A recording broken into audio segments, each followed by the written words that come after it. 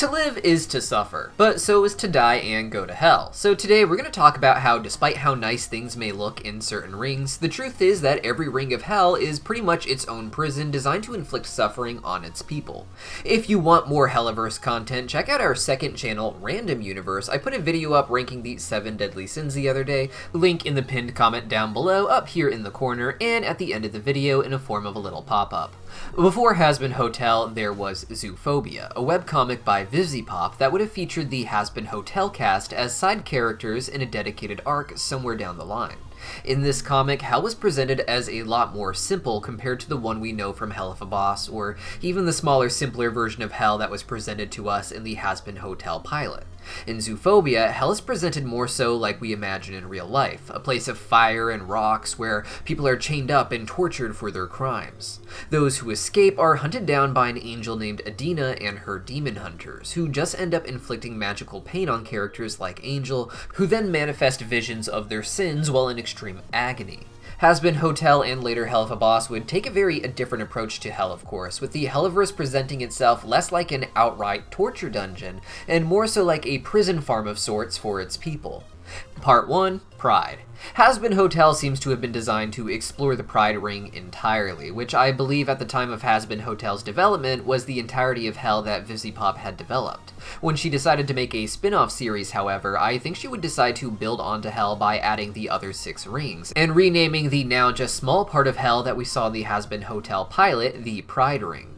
As such, before Helluva could develop its own structure, Hazbin Hotel had to develop its own first, which was based a lot less on the real-life demonic lore Helluva uses to fill out its cast and native species, and a lot more on the internal lore of the sinners versus the angels. The Pride Ring is the home primarily to the Earthborn sinners, demons that were once human, but who died and went to Hell because of their actions on Earth.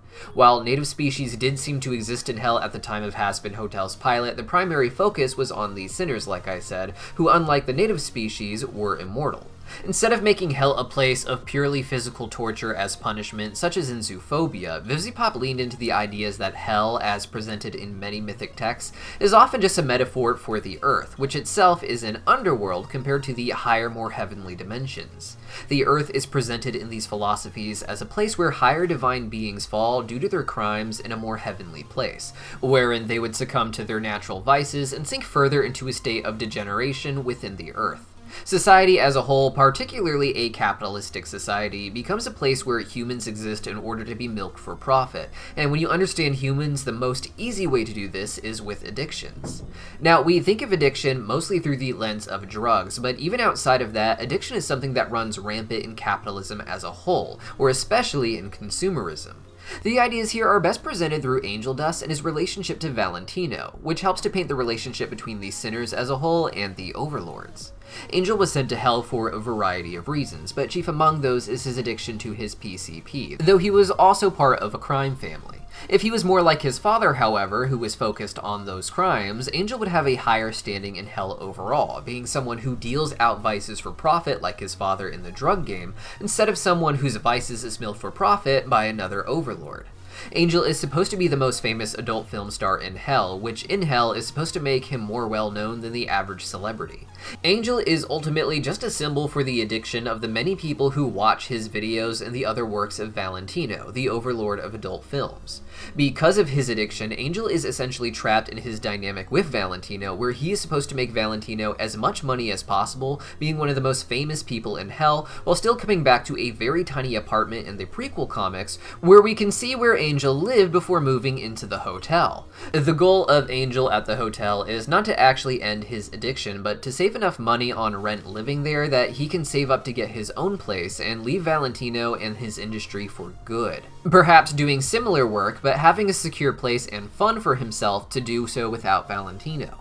However, the problem Angel has is that he is immortal. He can't die. He can overdose, but it won't kill him or end his existence, and it will just make his tolerance higher and higher, meaning his habit only becomes more expensive with no real way out of the addiction without someone to help him and hold him down so he stops. And this is what every sinner in Hell is experiencing. Some prefer alcohol, some prefer strippers, some are just addicted to TV, but all of them are slaves to their vices.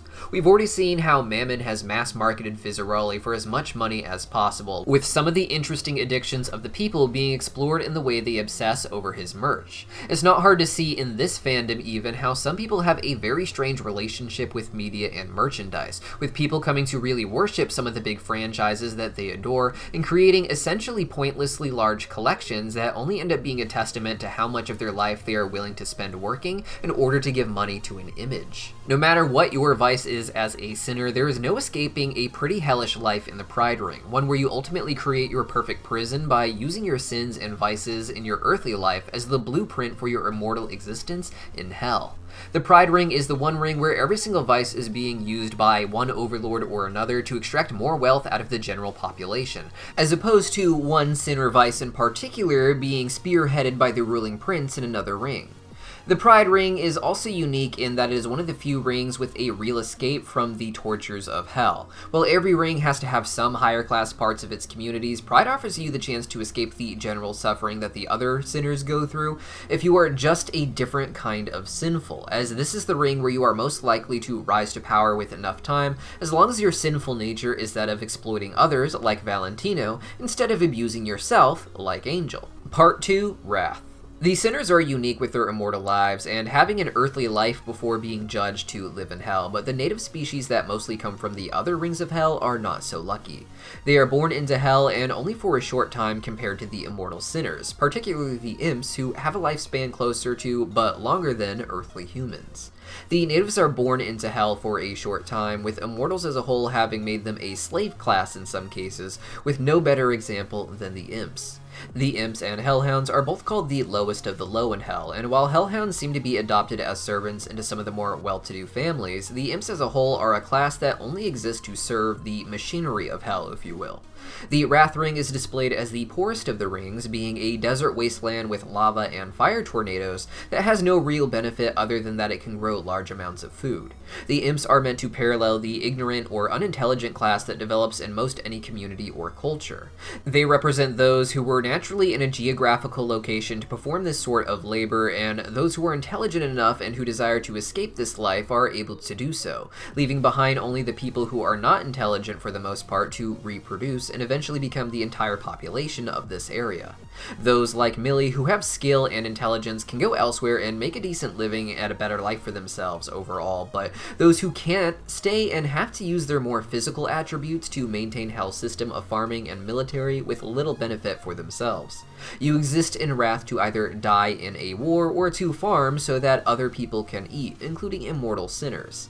And despite them being in charge of the farming, I imagine the Wrath Ring to be the first to starve when there are food shortages, with even more immortal sinners seeming to have more financial opportunities to buy the food, and the imps themselves not really owning the food that they grow in Wrath.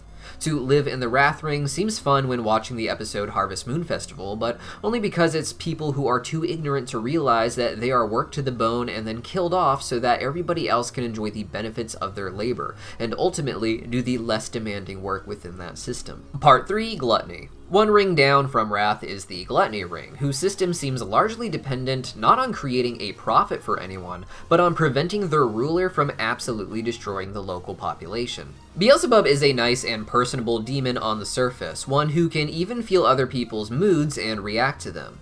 She likes a good mood overall, and as such, her part of the Gluttony Ring is designed with beautiful architecture and constant party atmosphere.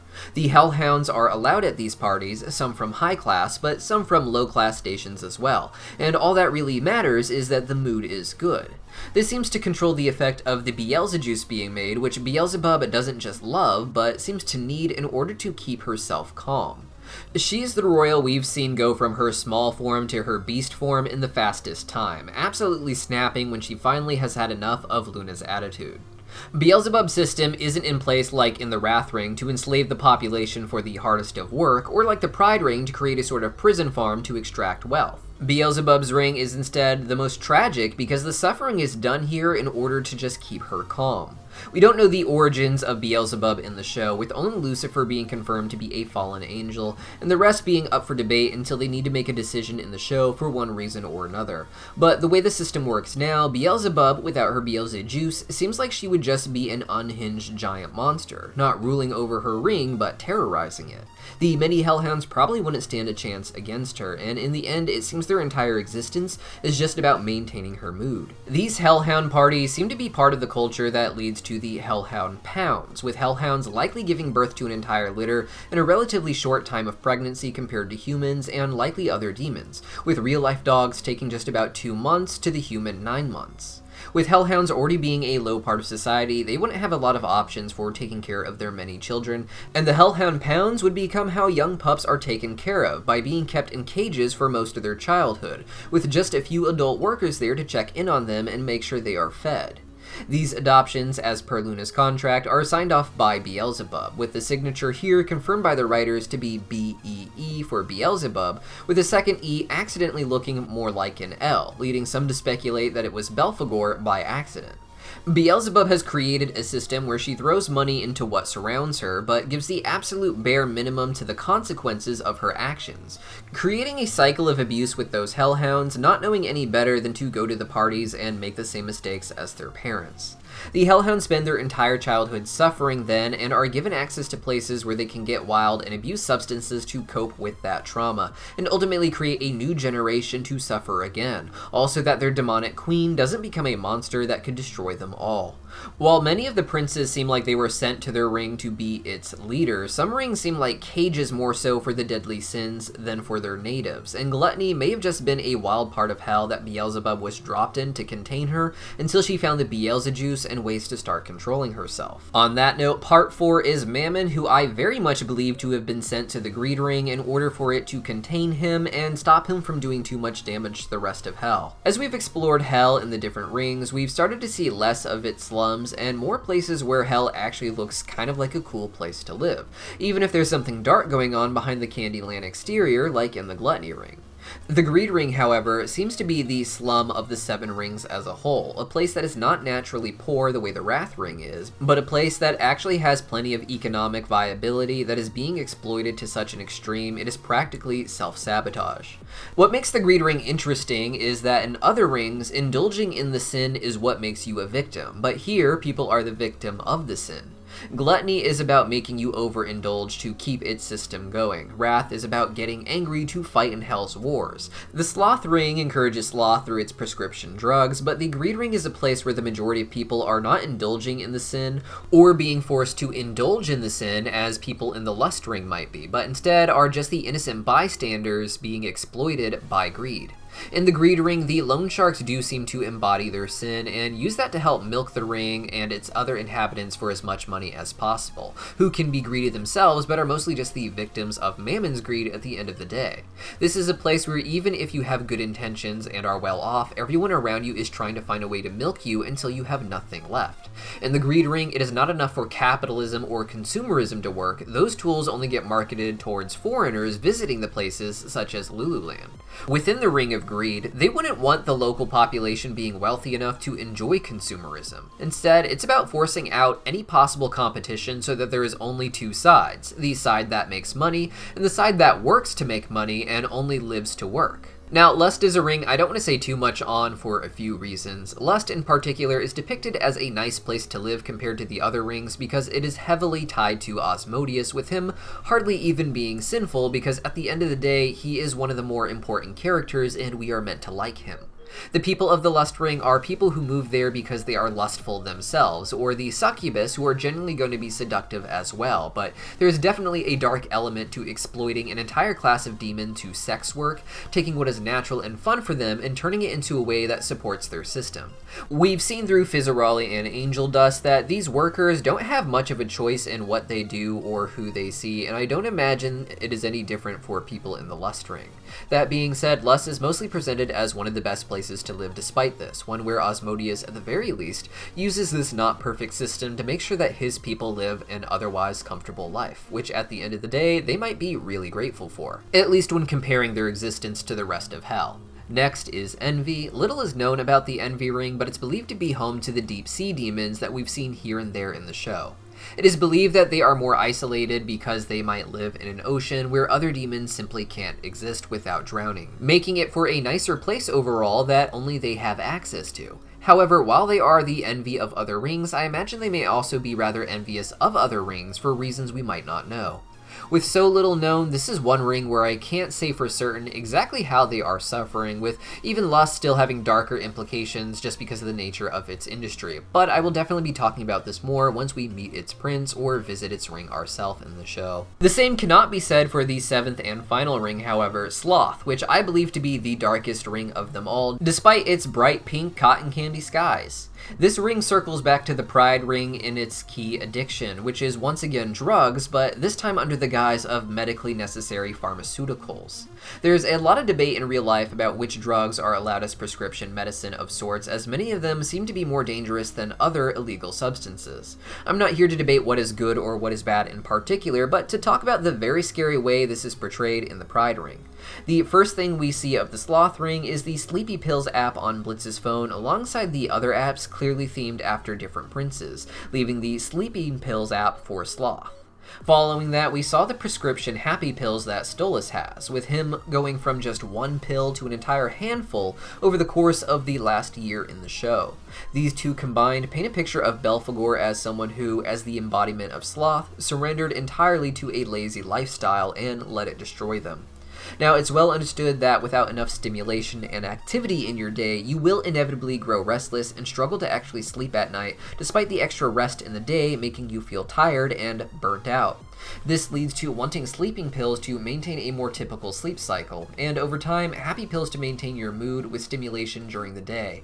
This is a horrifying lifestyle to inflict on oneself, but even more horrifying is that Belphegor has used this same formula to enslave her population, keep them docile, and continue to milk the rest of hell for its money.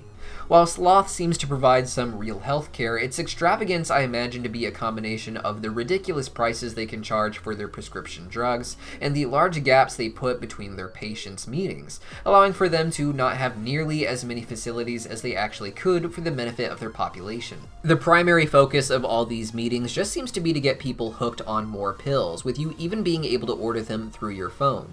Sloth is the best ring that showcases how, even with extravagance, it's still just extravagant slavery and exploitation, giving you convenience and ease and whatever pills or food or drink you need on tap, as long as you spend as much of your waking day as possible extracting wealth from the system to funnel back towards this vice. But what do you guys think? What are the craziest ways you think people are suffering in hell? Let me know your thoughts in the comments down below, and don't forget to check out my 7 Princes ranking over on Random Universe. Just click the video on the left or use the link in the pinned comment down below. Happy holidays!